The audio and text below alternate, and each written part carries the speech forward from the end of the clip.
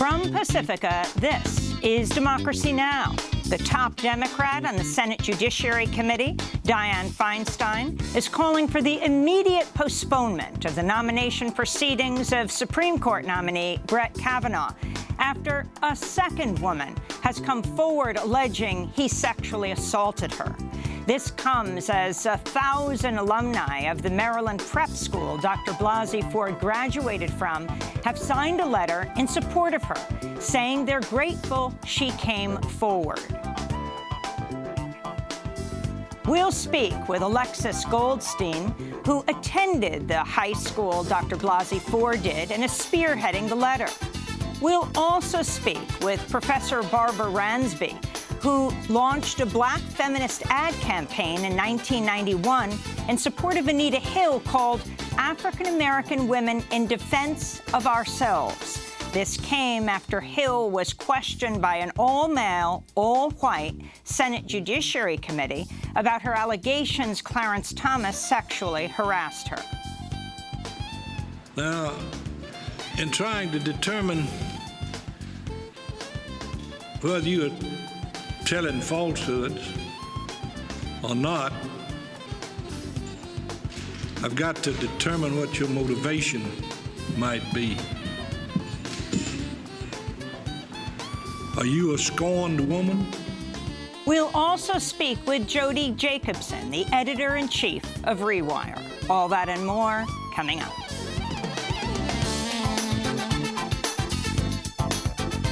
Welcome to Democracy Now!, democracynow.org, The War and Peace Report. I'm Amy Goodman. The top Democrat on the Senate Judiciary Committee, Senator Dianne Feinstein, is calling for the immediate postponement of the nomination proceedings of Supreme Court nominee Judge Brett Kavanaugh after a second woman came forward alleging sexual misconduct by the judge. A former classmate of Kavanaugh's at Yale University has accused him of exposing himself and thrusting his penis into her face during a college party in a dorm room. The woman, Deborah Ramirez, spoke on the record to the New Yorker magazine and is now calling on the FBI to investigate her allegations. Meanwhile, Dr. Christine Blasey Ford has agreed to testify before the Senate Judiciary Committee on Thursday about her allegations. Kavanaugh attempted to rape her when she was 15 years old. Kavanaugh's denied both accusations. As part of his defense, Kavanaugh has given the Senate a copy of his calendar from the summer of 1982, when he was in high school, which does not show him attending any parties like the one described by Christine Blasey Ford. But Kavanaugh's own team acknowledged the newly unearthed calendar also does not disprove her allegations. On Friday, President Trump openly questioned Dr. Christine Blasey Ford's claim. He tweeted, "If the attack on Dr. Ford was as bad as she says, charges would have been immediately filed with local law enforcement authorities by either her or her loving parents," Trump tweeted. We'll have more on the Kavanaugh nomination after headlines. The Trump administration's announced a new crackdown on immigrants applying for green cards to live and work in the United States. Under the proposed new rules, applicants could be denied green cards if they've ever used public assistance, including food assistance or housing vouchers, or received discounted prescription drugs through Medicare Part D. The National Immigration Law Center slammed the proposed rule change, saying it would rig the nation's immigration system so green cards would only go to the highest bidder. The group said, quote, "This is a regulatory backdoor approach to separate more families." The mayor of Los Angeles, Eric Garcetti, vowed to fight the rule change, saying hundreds of thousands of our neighbors may be unable to see their doctors, keep a roof over their heads, or afford a trip to the grocery store if they wish to remain in the United States. That is simply wrong and un-American, Mayor Garcetti said. The New York Times is reporting Deputy Attorney General Rod Rosenstein suggested last year he secretly record President Trump in the White House to expose the turmoil inside the administration following Trump's firing of FBI Director James Comey. The Times also reports Rosenstein discussed recruiting cabinet members to invoke the 25th Amendment to remove Trump from office for being unfit. Rosenstein, who oversees Special Counsel Robert Mueller's investigation of Russian meddling in the 2016 election, called the Times report inaccurate and factually incorrect. On Friday night, President Trump suggested there would be more firings at the Department of Justice, saying there's a, quote, lingering stench at the department. A number of unnamed sources say Rosenstein was kidding when he talked about recording Trump. In news from Iran, 29 people were killed and at least 70 wounded when 4 gunmen dressed in military uniform attacked a military parade in the southwestern city of Avaz Saturday. The dead included military personnel, civilians, and a journalist. ISIS and a Saudi-backed separatist group called Avaz National Resistance both claimed responsibility for the attack. Iranian President Hassan Rouhani placed blame on the United States and Gulf states, including Saudi Arabia and the United Arab Emirates. The small puppet countries that we see in the region are backed by America, and the United States is provoking them and giving them the necessary capabilities to commit these crimes.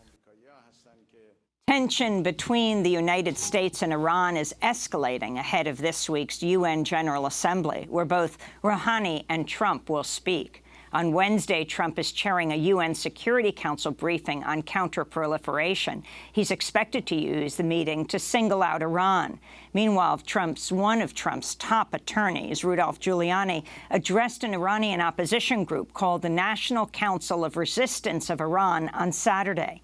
The group is tied to the MEK, which was once considered a terrorist organization by the United States. Giuliani openly backed the overthrow of the Iranian government. We don't know when we're going to overthrow them. It could be in a few days, months, a couple of years, but it's going to happen. They are going to be overthrown. In environmental news, the Waterkeeper Alliance is calling for more stringent national and state regulations on coal ash after a massive coal ash spill last week sent toxic waste into the Cape Fear River near Wilmington, North Carolina. The spill occurred after a dam was breached following Hurricane Florence. The storm caused several other coal ash spills in North Carolina. In news from Latin America, Secretary of State Mike Pompeo has warned the Trump administration's preparing a, quote, series of actions in the coming days to increase pressure on the Venezuelan government. Pompeo said, quote, we're determined to ensure that the Venezuelan people get their say. Earlier this month, the New York Times revealed Trump administration officials held multiple secret meetings with rebel Venezuelan military officers last year to discuss possible plans to overthrow Venezuelan President Nicolás Maduro. Pompeo's comment came just ahead of the annual UN General Assembly in New York. It remains unclear if Maduro will attend. President Trump will address the session today. In news from Europe, around 20,000 people marched in the Swiss capital of Bern on Saturday, demanding equal pay for women and protesting against discrimination. The protests came as the Swiss parliament is considering legislation to require all companies with more than 100 workers to analyze pay rates to ensure there's no discrimination between the salaries of men and women. Swiss protesters vowed more demonstrations if salary inequality continues. I think the message is pretty clear. As long as we don't have salary equality, as long as no sanctions are being taken or no control made regarding salary equality, we will go out on the streets. In Texas, Republican Senator Ted Cruz and his Democratic challenger, Congressman Beto O'Rourke, held their first debate on Friday and clashed on a number of issues, including criminal justice reform, President Trump, and immigration. Beto O'Rourke vowed to protect dreamers from deportation. There is no better people than those of us here in this state, Republicans and Democrats, independents alike. The defining border experience, the defining immigrant experience in state, to rewrite our immigration laws in our own image, and to ensure that we begin by freeing dreamers from the fear of deportation by making them U.S. citizens so they can contribute to their full potential, to the success not just of themselves and their families, but to this country. Senator Ted Cruz vowed to do more to crack down on undocumented immigrants. This issue presents a stark divide between Congressman O'Rourke and me. My views on immigration are simple, and I've summed them up many times in just 4 words. Legal, good, illegal, bad. I think the vast majority of Texans agree with that. I think when it comes to immigration, we need to do everything humanly possible to secure the border. That means building a wall. That means technology, that means infrastructure, that means boots on the ground. And comedian Bill Cosby will be back in court today for the beginning of a 2-day sentencing hearing. He faces up to 30 years in prison. In April, a jury found Cosby guilty of 3 counts of aggravated indecent assault for drugging and sexually assaulting Andrea Constand, the former director of operations for the women's basketball team at Temple University. Constand is one of 60 women who have accused Cosby of sexual assaults dating back decades. And those are some of the headlines. This is Democracy Now!, democracynow.org, The War and Peace Report. I'm Amy Goodman. The top Democrat on the Senate Judiciary Committee, Senator Dianne Feinstein, is calling for the immediate postponement of the nomination proceedings of Supreme Court nominee Brett Kavanaugh after a second woman has come forward alleging sexual assault by the judge. The former classmate of Kavanaugh's at Yale University has accused him of exposing himself and thrusting his penis into her face during a college party in a Yale dorm room. The woman, Deborah Ramirez, spoke on the record to the New Yorker magazine and is now calling on the FBI to investigate her allegations. The New Yorker revealed Republican Senate aides learned of Ramirez's allegations last week and responded by trying to quickly move Kavanaugh's nomination ahead before the allegations became public. This comes as Dr. Christine Blasey Ford has agreed to testify before the Senate Judiciary Committee. It will be on Thursday about her allegations that Kavanaugh attempted to rape her when she was 15 years old and he 17. Kavanaugh has denied both accusations. On Friday, President Trump openly questioned Dr. Christine Blasey Ford's claim. He tweeted, "If the attack on Dr. Ford was as bad as she says, charges would have been immediately filed with local law enforcement authorities by either her or her loving parents." That's the president of the United States, President Trump, who himself has been accused by many women of sexually assaulting or harassing them. But more than 1,100 alumni of the Holton Arms School, the Maryland prep school that Blasey Ford graduated from in 1984, have signed a letter in support of her, saying they're grateful she came forward to tell her story. In a minute, we'll go to Washington, D.C. to speak with the person, Alexis Goldstein, Holman Arms alum, who spearheaded the letter. But first, we're joined here in New York by Jody Jacobson, president and editor-in-chief of Rewire. Her latest piece is headlined, "GOP Wants Aunt Lydia, an Attack Dog Staffer, to Question Dr. Blasey Ford." Welcome to Democracy Now! It's great to have you with us, Jody.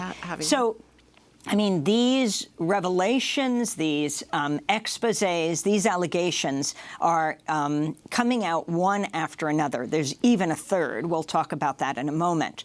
But talk about the latest New Yorker piece about the second woman who has come out after Dr. Blasey Ford accused Judge Kavanaugh of attempting to rape her. So, as you mentioned earlier, Deborah Ramirez talked to both Jane Mayer and Ronan Farrow at the New Yorker, to tell them her story of having been at a party where there was a lot of drinking, and where during that party she remembers having someone take down their pants, put their penis in her face, and force her to touch it.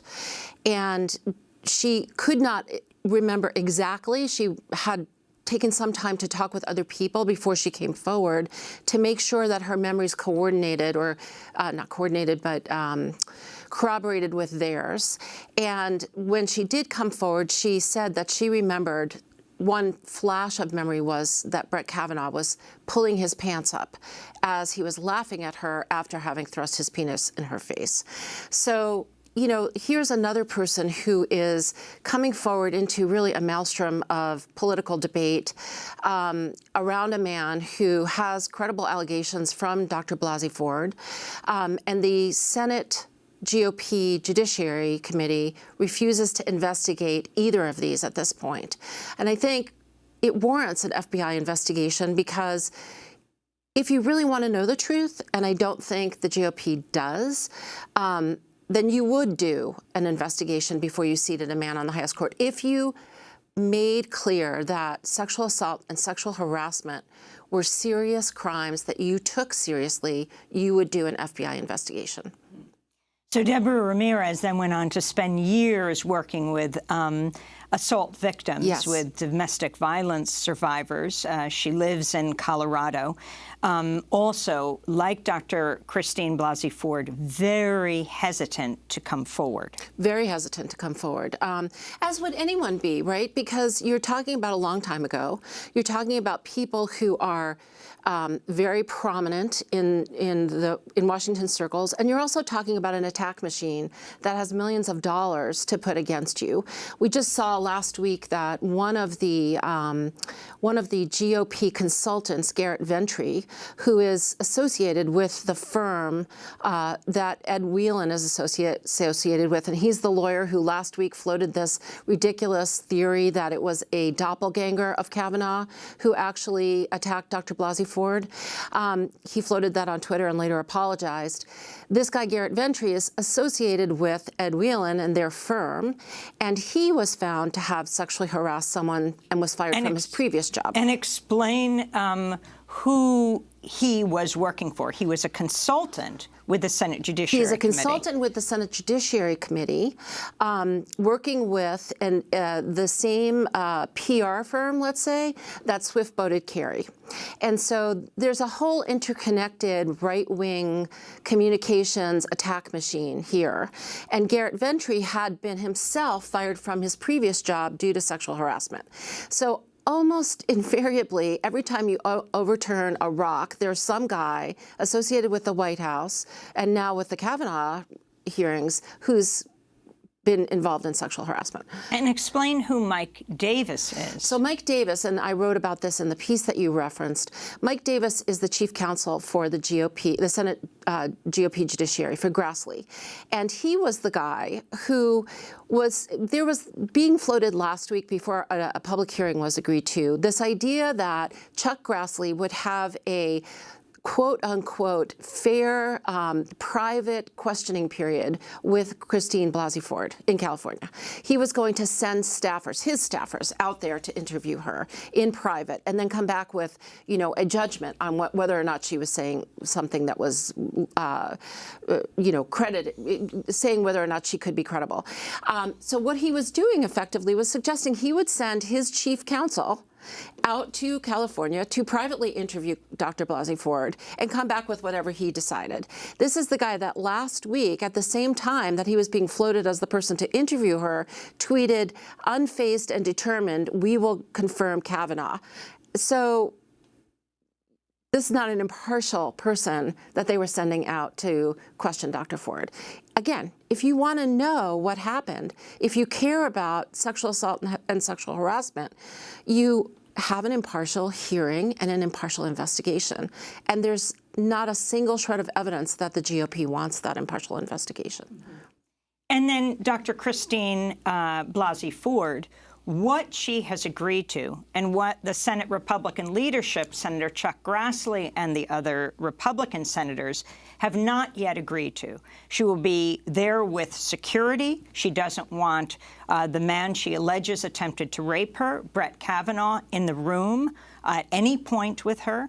What hasn't been agreed to is who will question her. Right. She says she wants the senators to question her. This is a problem for the Republican senators on the Judiciary Committee. They are all male, and they don't want those optics. It is said that they want a female lawyer to question them. Yeah. And she is saying she does not accept that. Right. Well, it's the constitutional duty of the senators on the Judiciary Committee to conduct the questioning. And the reason they don't want to be in front of the camera on this is because a couple of them are holdovers from the Anita Hill hearing, and they treated her very poorly, as you may well remember, and watching those tapes is gut-wrenching.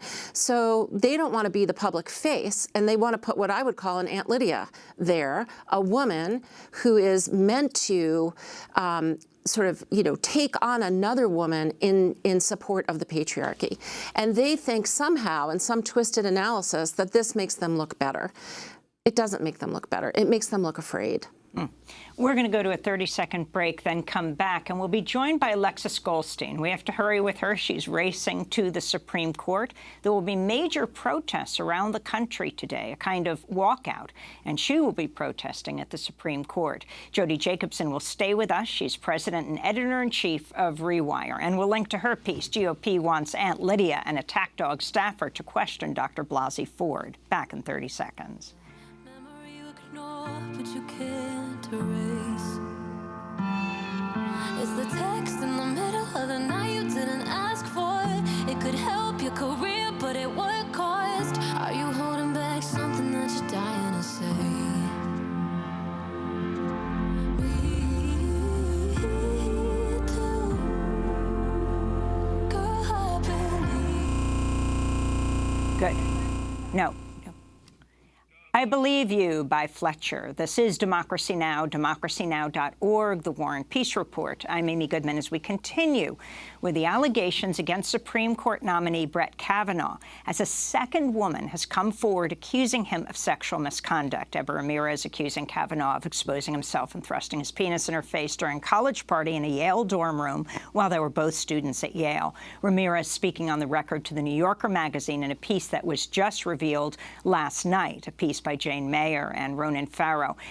Ramirez is now calling on the FBI to investigate her accusations. This comes as Dr. Christine Blasey Ford has agreed to testify before the Senate Judiciary Committee on Thursday, 10 a.m. Eastern Time, about her allegations that Kavanaugh attempted to rape her when she was 15 and he 17 years old.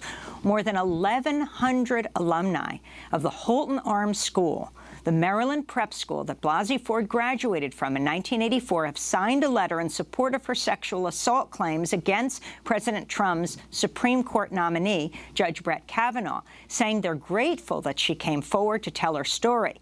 In the letter, they write, "It demands a thorough and independent investigation before the Senate can reasonably vote on Brett Kavanaugh's nomination to a lifetime seat on the nation's highest court. Dr. Blasey Ford's experience is all too consistent with stories we heard and lived while attending Holton. Many of us are survivors ourselves," they write. They delivered the letter last week to Republican Senator Shelley Moore Capito of West Virginia, who also graduated from Holton Arms School. For more, we're joined in Washington, D.C. by Alexis Goldstein, one of the Holton Arms alum who helped to organize this letter campaign to support Christine Blasey Ford. Welcome to Democracy Now! It's great to have you with us, Alexis. I know that you're racing off to the Supreme Court. Tell us about this letter that you spearheaded.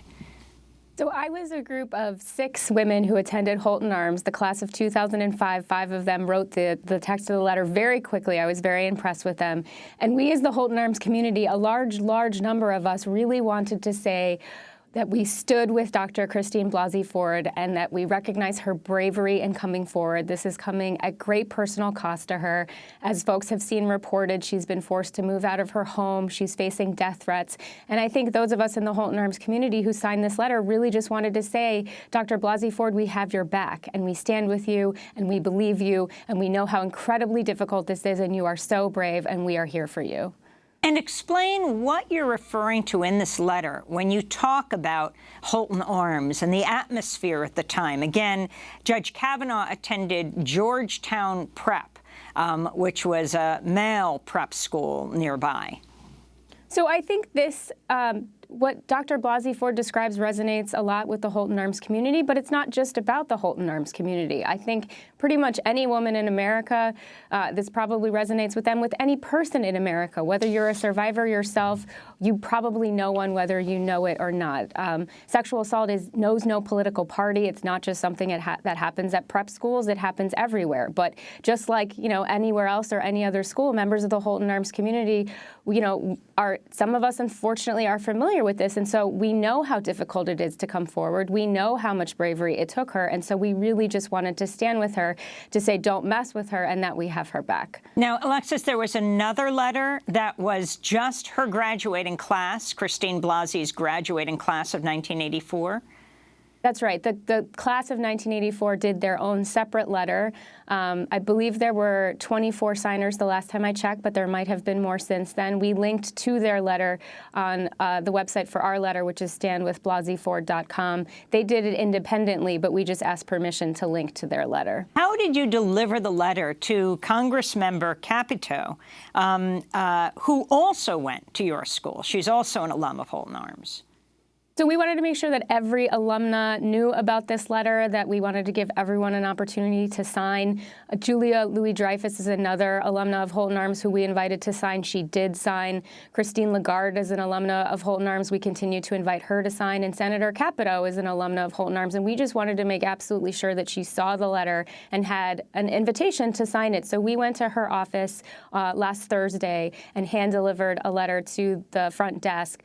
Senator Capito was not in the office at the time, but we just encouraged her staff to pass it along. And if she or her staff would like to meet with us in the future to just hear our invitation personally, we would be happy to do that. But we just wanted to make absolutely sure that Senator Capito knew about the existence of the letter and invite her, like we invite every Holton Arms alumna, to consider signing. Sorry, Senator Capito, that's right. And has Senator Capito, what did she do with the letter?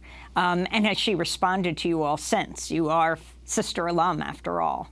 I don't know what the senator has done with the letter, but we've been in communication briefly with her staff. So at least one member of her staff knows, and the front desk, that they're aware of the letter, but we have not spoken to the senator. And why are you heading right away to the Supreme Court? Explain what's happening today in the United States. I mean, I think this is a moment to say that this is not 1991 and that survivors must be heard and they must be believed. And I just want to be there on the steps of the Supreme Court today personally to show my support for Dr. Blasey Ford and say that we have her back, to say that we have the back of all survivors. I think that this is an opportunity to do one better than what happened with the Anita Hill hearings in 1991, although, as was unfortunately mentioned earlier in your previous segment, there has not been an FBI investigation. That is one of the things that our letter calls for, is for there to be an FBI investigation. The Holton Arms alumni community wanted to echo Dr. Blasey Ford's call for an investigation, and I think, that is something that the Senate should do. So I just personally wanted to be there on the steps of the Supreme Court this morning to continue to stand with Dr. Blasey Ford and echo her call for an investigation. And Alexis, your response to Senator Dianne Feinstein now calling for a hold on the confirmation proceedings of Judge Kavanaugh, with the second person coming forward. Now, Michael Avenatti, the lawyer for Stormy Daniels, is alleging that there may be a third woman who will be coming forward. I mean, in our letter, we've always called for a thorough and independent investigation, and now, just as before, is as good of a time as any to do it. It seems right to me personally that we should slow down. There is no rush here. Let's do an investigation, and let's air all of these stories, and let's let all of these survivors be heard and be believed. A lot is being talked about the atmosphere of these schools. We know about Mark Judge, who Dr. Christine Ford wanted to testify. She alleges he was the third person in the room at the time that she says that Kavanaugh attempted to rape her, and it was only when Judge jumped on top of the two of them and they tumbled to the floor that she was able to escape from underneath Kavanaugh. As she said, he was holding her mouth, trying to prevent her from screaming. Kavanaugh was, and she was able to escape. But this book that he wrote about his high school years, about Georgetown Prep, that's called Wasted: Tales of a Gen X Drunk.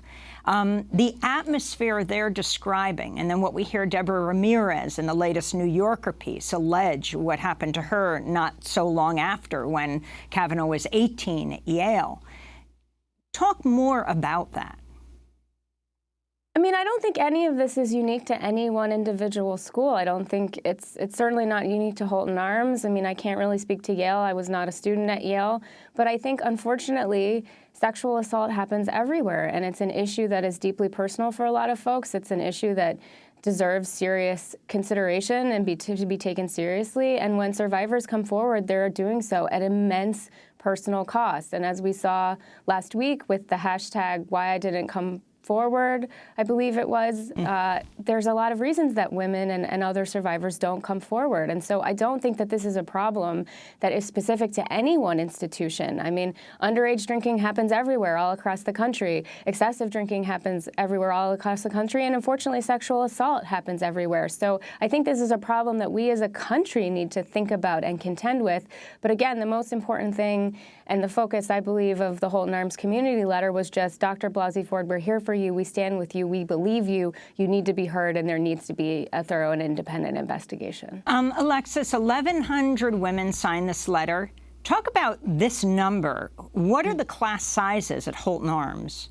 So Holton Arms is a very small school. I would say the class size is about 80 to 100, and the farther you go back in time, the smaller those class sizes are. So 1,100 women on a letter is a very, very large chunk of our community. So this is not a small portion of our community. This is a very significant chunk. So it shows you just how large of a presence within the Holton Arms community there is, standing with Dr. Blasey Ford and saying we support you. Alexis, I want to thank you for being with us. Who are the other people who will be in front of the Supreme Court today as you head off? I believe there's a whole slew of different organizations, to be honest with you, Amy. I just saw this on Twitter, so I just wanted to be there in person with them and show my support. But it's multiple groups. I'm not sure of the name of all of them, but I believe. Finally, Alexis, this is the 7th anniversary of Occupy, and you were very involved with Occupy Wall Street and really involved with giving economic analysis to the economic meltdown that took place in this country.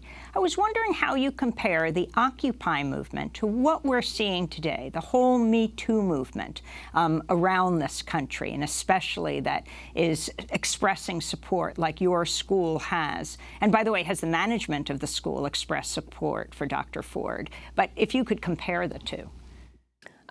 Well, I will say briefly that the head of the Holton Arms School, Susanna Jones, did issue a statement saying that they were proud of Dr. Blasey Ford for coming forward. And then I was a part of Occupy, someone who worked on Wall Street. I had firsthand knowledge of what it was like to work on Wall Street. I worked on Wall Street for 7 years at Morgan Stanley, Merrill Lynch, and Deutsche Bank.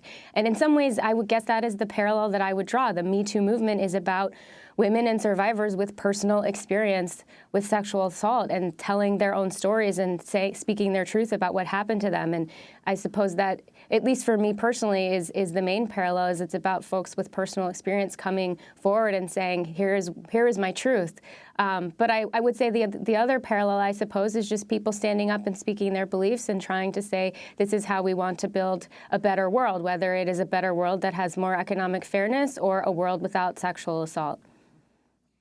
Alexis Goldstein, thanks so much. Holton Arms School alum, who is one of the women who spearheaded a letter now signed by 1,100 Holton Arms School alum that went to West Virginia Senator Capito, who also is a Holton Arms School alum.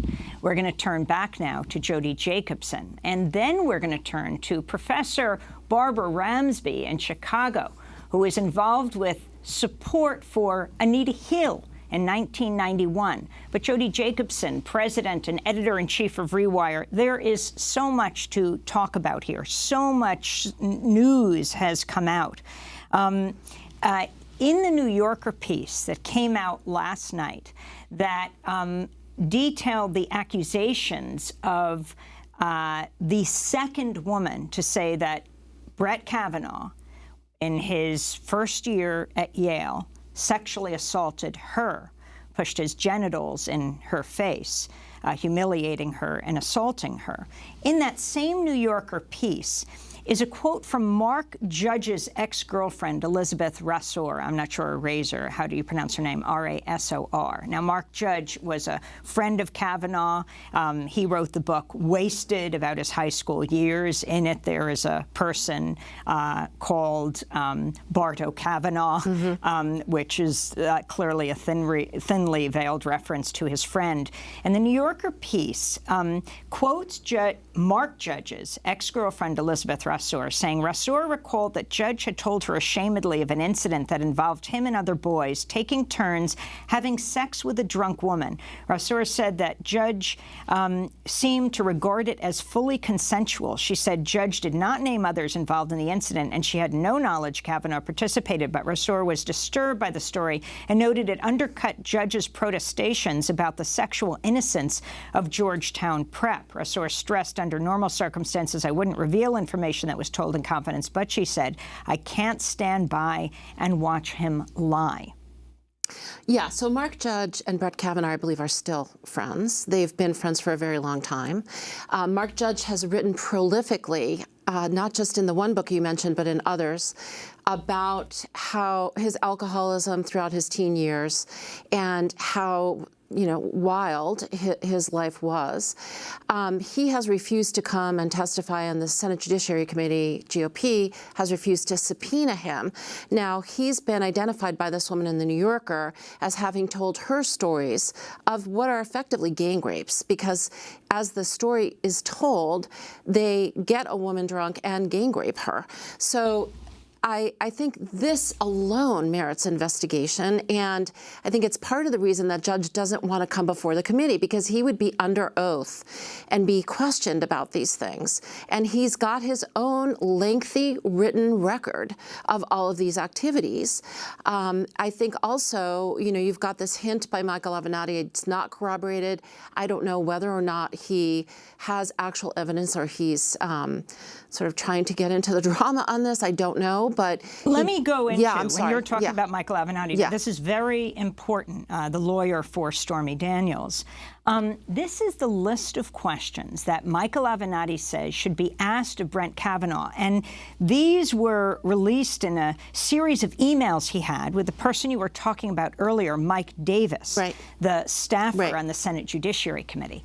This is what Michael Avenatti says should be asked of Judge Kavanaugh. 1, did you ever target one or more women for sex or rape at a house party? Did you ever assist Mark Judge or others in doing so? 2, did you ever attend any house party during which a woman was gang raped or used for sex by multiple men?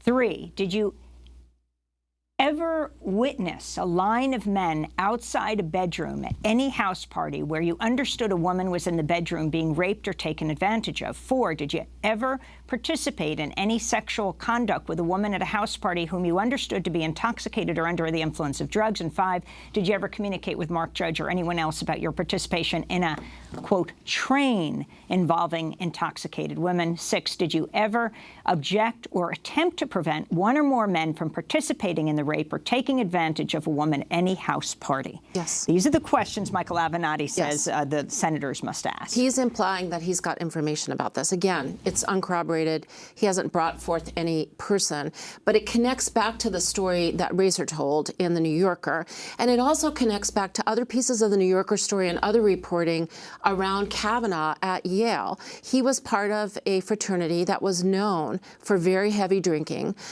It had a somewhat I won't repeat the name on TV, but its sort of colloquial name was very offensive to women. He's part of the fraternity that marched around saying yes, no means yes, and yes means anal, and used to walk around with a flag made of women's underwear and bras. So his life trajectory, at least the all-male secret society was truth and courage, and it was that T and C that was, colloquially referred to it. Yes. Insult to women. Yes.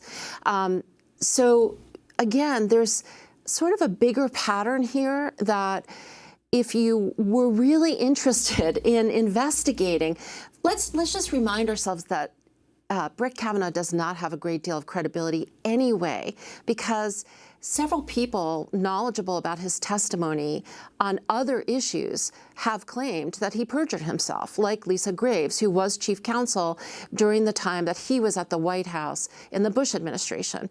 He somehow pulled out calendars from high school this weekend, but couldn't find emails that he was copied on during his relationship with Judge Kaczynski, who was widely known for harassing women and sending pornographic material around to his clerks.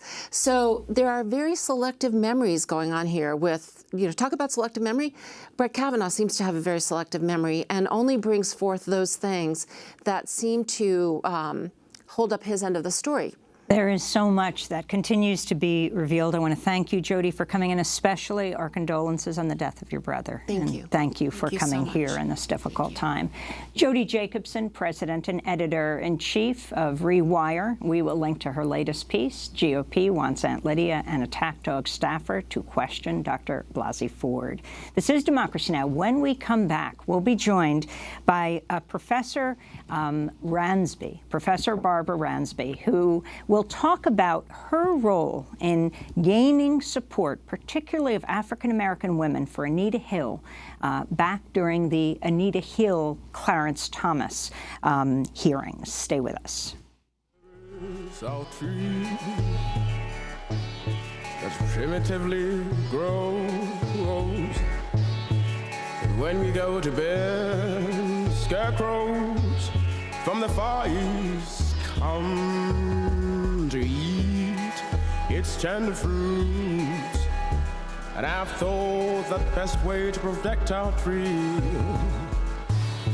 is by building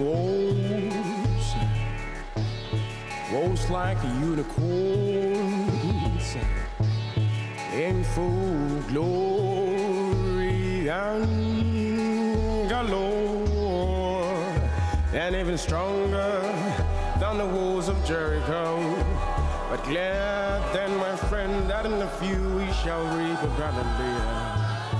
For what we always dreamt of having, enough of the starving.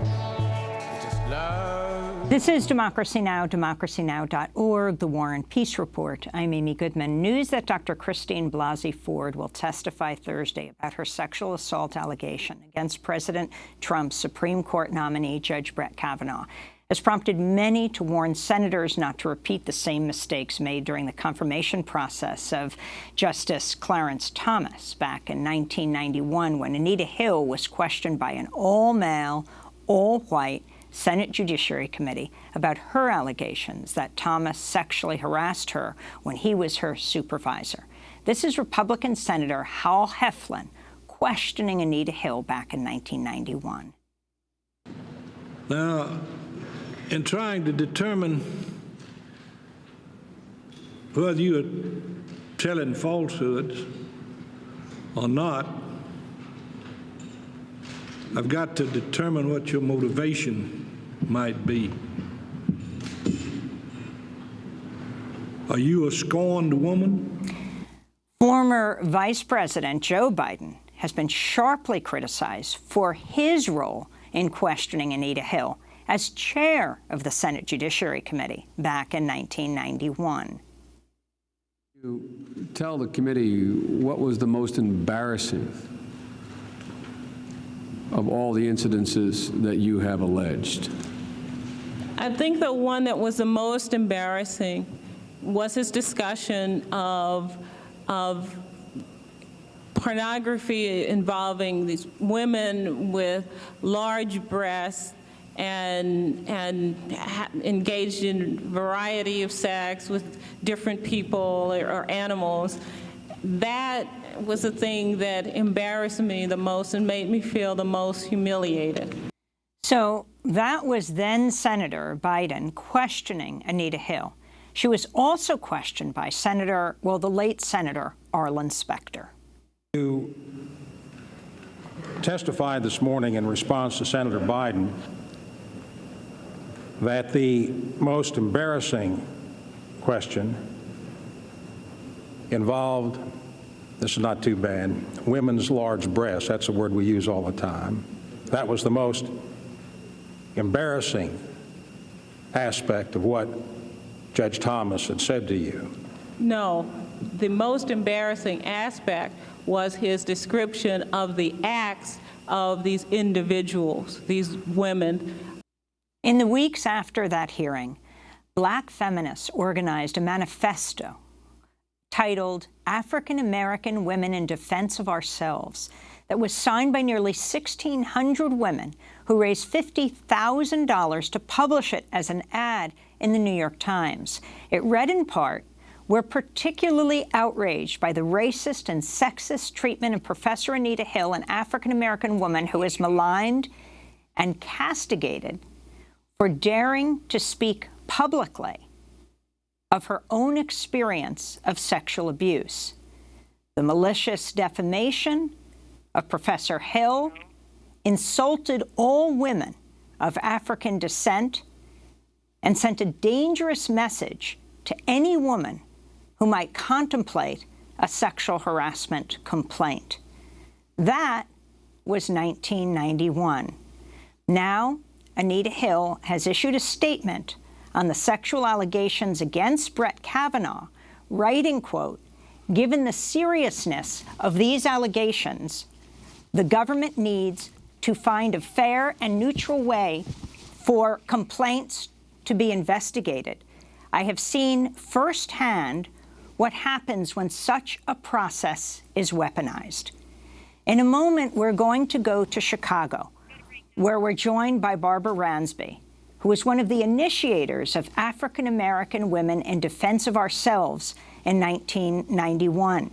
She's now a professor of African American Studies, Gender and Women's Studies and History at the University of Illinois, Chicago, author of the award-winning biography, Ella Baker and the Black Freedom Movement, and now a new book just out titled Making All Black Lives Matter, Reimagining Freedom in the 21st Century.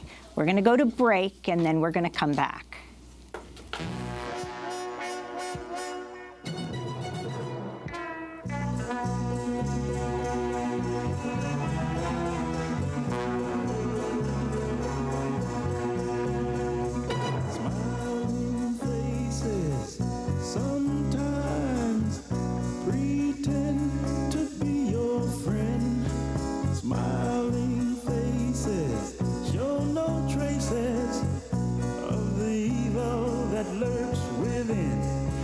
Smiling faces, sometimes they don't tell the truth. Smiling faces tell lies, and I got proof. Oh, yeah.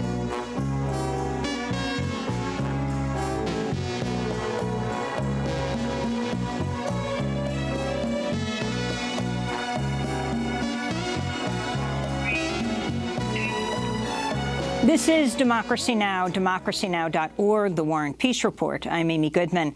In a moment, we're going to go to Professor Barbara Ransby, involved with the Anita Hill hearing. But I wanted to go back to Jody Jacobson for a moment, president and editor-in-chief of Rewire.News. Her latest piece, GOP wants Aunt Lydia, an attack dog staffer, to question Dr. Blasey Ford. Again, just to refresh people's memory, if you haven't been up on the news all weekend, Dr. Christine Blasey Ford is a agreed to testify 10 o'clock Thursday morning, 10 Eastern Standard Time, before the Senate Judiciary Committee. But I wanted to ask you one last question. Rewire particularly focuses on reproductive rights. Yes. And I wanted to ask you, Jody, about what you see as the connection, if you see there is a connection between, well, what Kavanaugh is being accused of, and also his views on issues like Roe v. Wade, and what surprised many in his hearings, talking about contraceptives as drugs that induce abortions. Right.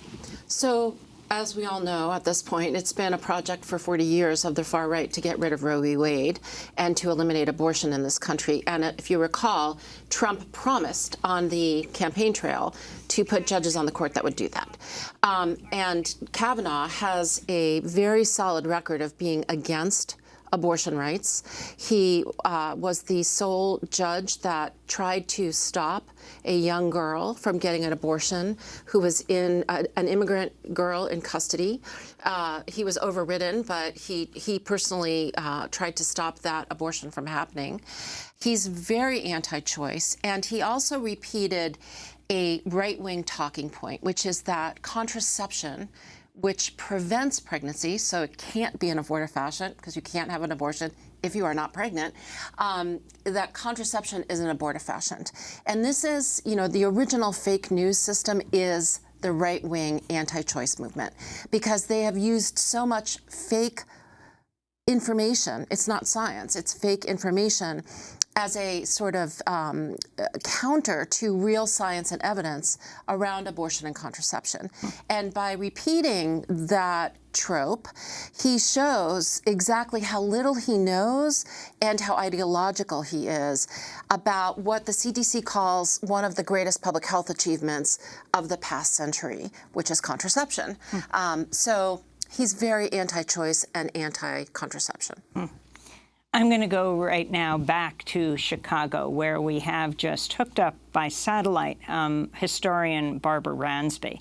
She is the person who helped to organize the letter the movement called African American Women in Defense of Ourselves, a proclamation that was published in the New York Times in November of 1991, reading, quote, "We're particularly outraged by the racist and sexist treatment of Professor Anita Hill, an African-American woman who was maligned and castigated for daring to speak publicly of her own experience of sexual abuse." We are joined by Professor Ransby now. If you can take us back to 1991, as we just heard Alexis Goldstein talking about organizing 1,100 women at Dr. Christine Blasey Ford's alma mater in high school, what you did back with Anita Hill and why you did it. So in 1991, we, myself, Elsa Barkley Brown, and Deborah King, organized an ad campaign, and it was really in response to what you've already described as what we felt was the outrageous treatment of Dr. Hill before the Senate Judiciary Committee. We wanted to say we believed her. We also wanted to put her statement in a larger context of sexism and racism that Black women experience.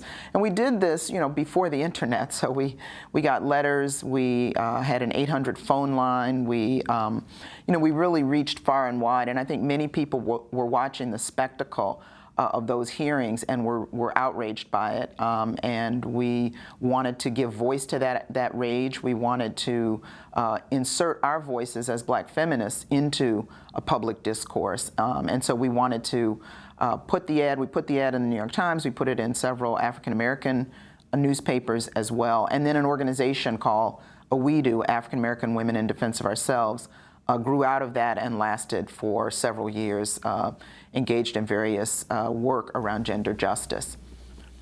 I see a lot of similarities, with this case. There's some obvious differences. Christine Blasey Ford is alleging an actual sexual assault. Anita Hill was alleging, and we believe her. I believe Christine Blasey Ford. But the difference between harassment and sexual assault is a significant one.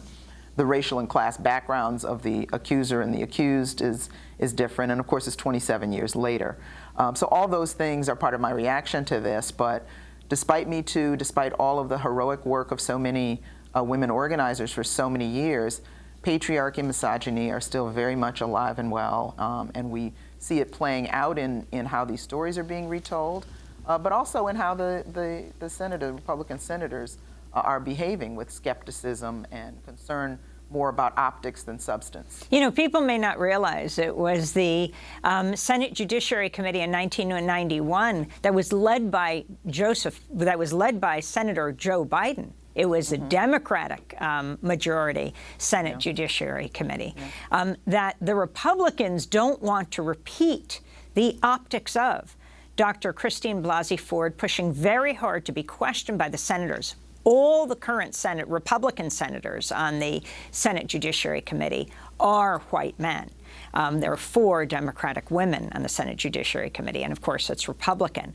But if you could talk about what Anita Hill was up against, they want a woman lawyer today to be the questioner of Dr. Ford, representing the Republicans. Right. I mean, I think this is, as I said before, I think it's more a concern with the optics, which, in the case of Anita Hill, was so powerful to have this panel of white men looking down upon her, asking her, intrusive, embarrassing, presumptuous questions, questioning if she was in her right mind later. I mean, a whole number of things. The woman, "Are you a woman scorned?"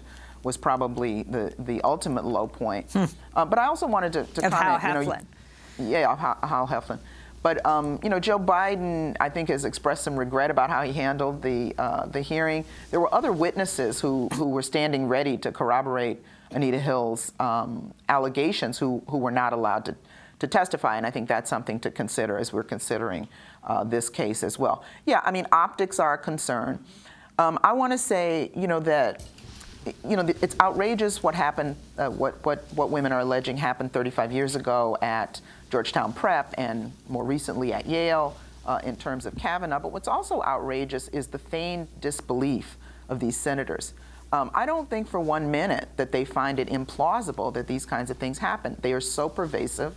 1 in 6 women experience some form of sexual assault. And so, I think, trying to create a scenario where they are not hovering above this woman, appearing to be interrogating her, I think that is a political move. It's an opportunistic move. They're concerned with the theatrics of this. But I also think, in their heart of hearts, they are as familiar as all of us are with these kinds of instances of sexual assault and sexual harassment, particularly privileged men being insulated from the consequences of their actions. So the outrage, the feigned disbelief, I think is also a part of the theatrics. And very interestingly, Professor Ransby, you have several of the senators who were involved with questioning Anita Hill in 1991 who are on the committee today, namely Senator Grassley, also Senator Patrick Leahy of Vermont, who asked Anita Hill what she had to gain by testifying against Clarence Thomas. Right. Yeah, 27 years later, and I think it's 3 of them are still there. And some Orrin of the same Hatch as well, who is saying no matter what happens, he believes Kavanaugh. Yeah, I know, and what an outrageous thing to say. But also, the same kinds of questions are being asked. Why did she wait? Why didn't she report it right away? I mean, anyone remotely familiar with the pattern of sexual assault know how hard it is for women to come forward, for survivors to come forward. Many people simply swallow the pain. Many women are fearful of the consequences of coming forward. And if the senators were even slightly familiar with the literature on this, they would certainly know that. But that is an echo of 1991 as well. Dr. Christine Blasey Ford has made very clear she wants the FBI to investigate, like what the I stands for in FBI, the Federal Bureau of Investigation. Right.